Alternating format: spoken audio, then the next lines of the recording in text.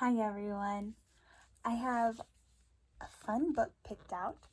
It's called The Great Ball Game of the Birds and Animals. The story is by Deborah Duvall and the drawings are by Murv.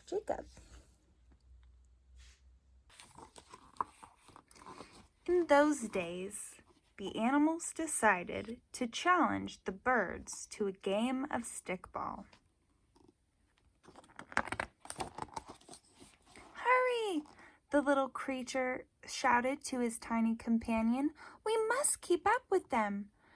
For hours they had followed the group of large animals who walked the wide path above them. These creatures, too, were in a hurry because the ceremonial grounds lay just ahead. The furry little animals, no bigger than mice, listened intently to all the talk about the big game to take place the next morning. The animals had challenged the birds to a game of stickball, and the winners of the match would be very great indeed. Of course, the animals believed they would win. They were much bigger and stronger than the birds. Suddenly, Bear, the captain of the animals, let out a tremendous roar. He picked up a huge log and held it above his head. This is what I will do to any bird who tries to take the ball from me, he yelled. Then he heaved the log away and sent it crashing down the mountainside. The tiny animals watched with terror and amazement as the log whizzed over their heads. Then, before the noise died away, they heard a loud chuckle from above. It was the great Turpin, standing up on his hind legs, hooting and cheering on his teammate. And I, ha ha ha, laughed Turpin, will do this to any bird who gets in my way. With that, he lunged forward, landing flat on the ground. The heavy jolt shook the earth beneath him.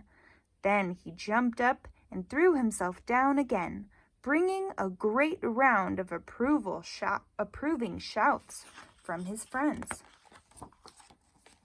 A Turpin is like a tortoise. That's who was jumping and making a tremendous quake. Deer had been prancing along in and out of the crowd, and suddenly he began to sing. I'm quicker than the eye can see. No one is faster than me. Then he was off, swift as an arrow. As he disappeared down the path, everyone began to race toward the dance grounds and the great river beyond. The two tiny creatures ran behind them as fast as their little legs could go. When they finally reached the river, Bear was standing atop a big rock near the dance grounds. He was choosing the players for his stickball team. This was the moment the little animals had been waiting for. But now they were afraid. Now they had to ask the Great Bear's permission to be members of the team. Bear bent down with a puzzled look to the brown little things who called to him.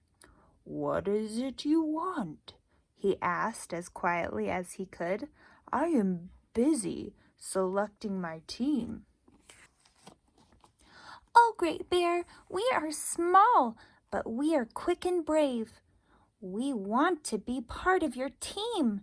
The little ones trembled as they made the request. We want to play stickball with the animals. Oh ho! Bear roared so loudly the little animals rolled backward several times. So you want to play stickball with us? Go and find a safe place to hide and watch us win this game. His loud laughter followed them all the way back to the path. As they neared the forest, the two unhappy creatures heard chattering and chirping from the treetops. Then all at once came the rushing sound of wings as the birds formed a graceful circle in the air. The birds were dancing and preparing for the game. There's the two little animals asking for Bear's permission. "The animals do not want us," said the smaller of the two, "so we will play stickball for the birds. We must climb up and speak with Eagle. He is their captain. Perhaps he will allow us to join his team." They watched carefully as the birds finished dancing to spot the exact tree on which Eagle perched. Then they began to climb. Up they went, each clutching to the tree bark. At last they reached the very top of the tree, where Eagle sat upon a strong branch. "Oh, mighty Eagle," they called to the powerful bird, "we wish to join you in this game against the animals. We are small, but we are quick and brave. We will help you defeat them." Eagle was surprised when the two scurried up to his branch. Why, they were no bigger than Sparrow. "But you have 4 feet," he said to them. "And where are your wings? You must be animals. So why do you not play for their team?" "We spoke to the great bear," one replied, "and he only laughed at us and drove us away." Eagle thought for a long time. "Yes, I would like to have you for my team," he decided. "But how can you help us if you cannot fly?" Just then, Blue Jay flew over from a nearby limb. Now, Blue Jay was the noisiest of all the birds. He listened and watched and always knew everything that was going on in the world. It only took a moment for him to answer. "Let's make them some wings." "Good," Eagle said, "but we had better hurry." Night had fallen and a full moon lit the treetops. From a distance, they could hear the animals howling and roaring. Their ball dance had begun. The craftiest of all the birds were called on to help make the wings. Blue Jay cut 2 small pieces of groundhog skin from the head of their dance drum. Martin and Raven flew down to the water and returned with a section of a river cane. This they stripped into splints.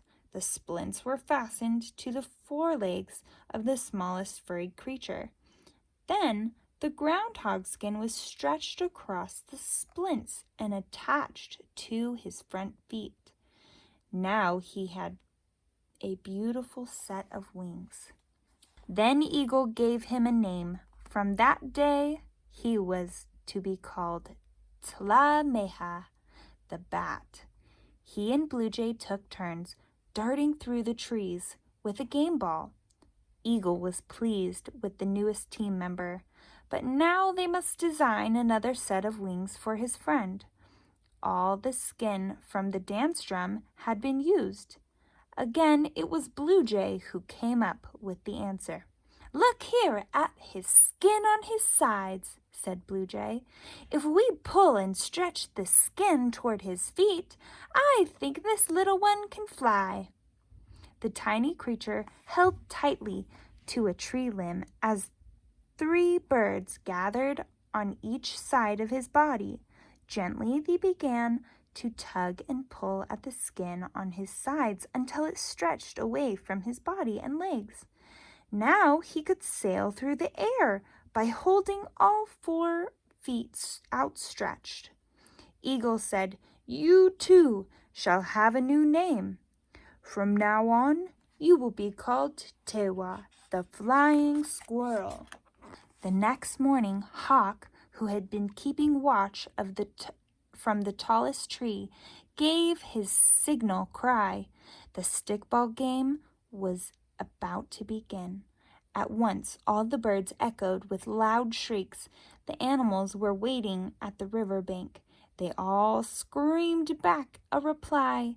This yelling back and forth went on until both teams reached the playing field. "Look over there," said Blue Jay to Bat and Flying Squirrel. "You see the 2 poles in the ground behind the animals? To win, we must carry the ball between those poles." In front of the poles stood Turpin and Bear. looking bigger than ever before.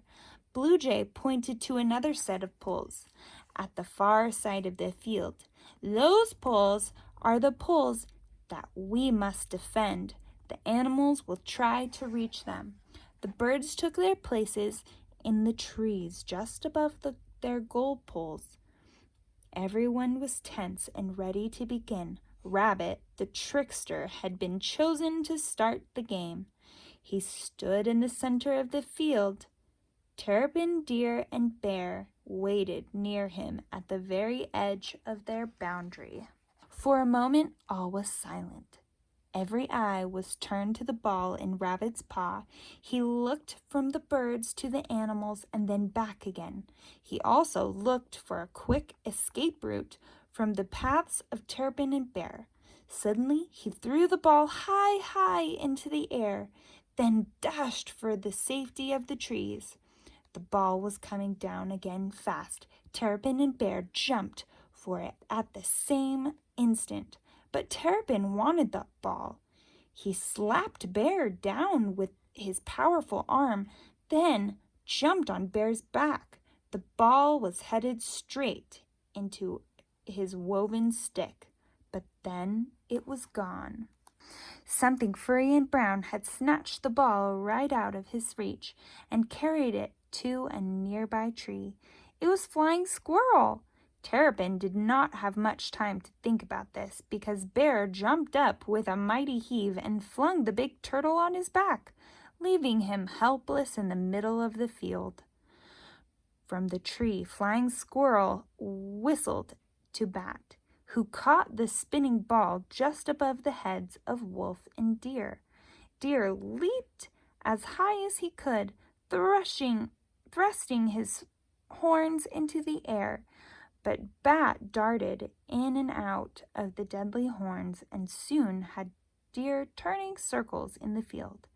Then he tossed the ball to Blue Jay. Blue Jay headed straight toward the goal poles with the heavy ball in his beak, and Bear's slashing claws just behind him.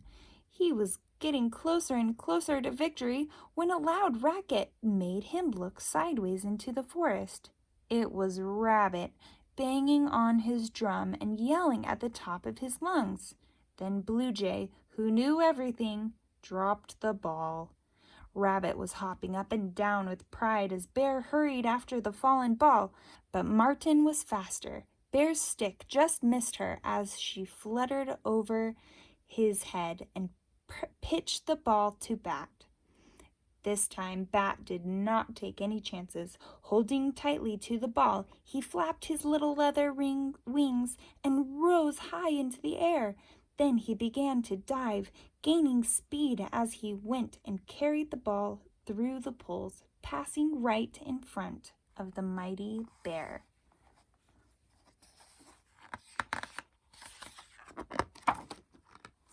The birds had won the stickball game. For several days, the birds feasted and celebrated their great victory. For her bravery in saving the ball from Bear, the birds gave Martin a beautiful painted gourd in which to make her home, and even now she still has it. Flying Squirrel made his home in the trees, very close to the cave where his good friend Bat would now live. And Blue Jay, who knew everything, said that the stickball game between the birds and the animals was the finest game ever played. And as usual, he was right. There's Rabbit. He's all tuckered out. That's the end. Thanks for joining me, everyone. Hope to see you next time. Bye.